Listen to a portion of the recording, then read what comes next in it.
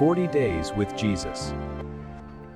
සමහර වෙලාවට අපි හිතනවා මේ ජීවිතේ හැමදේම තනියම කරගන්න පුළුවන් කියලා. ඒත් ඇත්තටම අපේ සාර්ථකත්වය ඇඳලා තියෙන්නේ අපිට වඩා ඉහළින් ඉන්න කෙනෙක් දෙන මඟ පෙන්වීම නිහතමානීව පිළිගැනීම මතයි. මම දවසක් දැක්කා තාත්තා කෙනෙක් ගෙදර වත්තක ලොකු වලක් හාරනවා.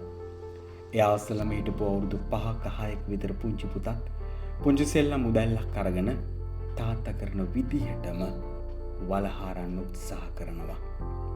ඒ දරුවා දන්නේ නැහැ ඇයි මේ වල හාරන්නේ කියලා. ඒත් ඒ දරුවට තිබුණේ ලොකු විශ්වාසයක් මගේ තාත්තා කරන්නේ හරි දේ. මමත් ඒකම කරනවායි කියලා. තාත්තා නැවතිලා හතියරියාම දරුවත් නැවතිලා හතියරිනවා. තාත්තා hina වුණාම දරුවත් hina වෙනවා.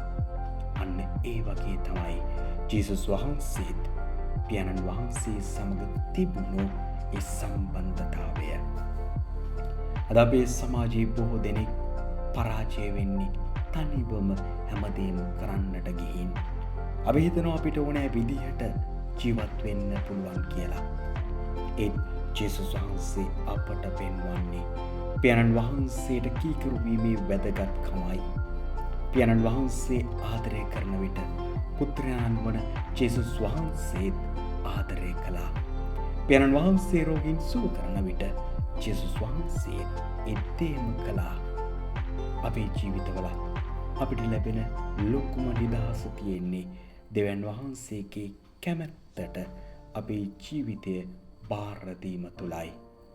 උන්වහන්සේගේ හඬට සවන් දෙන කෙනා මරණයෙන් ජීවනයට රැගෙන එනවා කියලා ජේසුස් වහන්සේ පොරොන්දු වෙනවා. ඒ නිසා අද දවසේ අපි අර පුංචි දරුවා වගේම අපගේ ස්වර්ගීය පියාණන් වහන්සේ දෙස බලා උන්වහන්සේගේ ආදරය සහ කරුණාව ලෝකයට බෙදා දෙන්නට උත්සාහ කරමු. ජේසු පිහිටයි.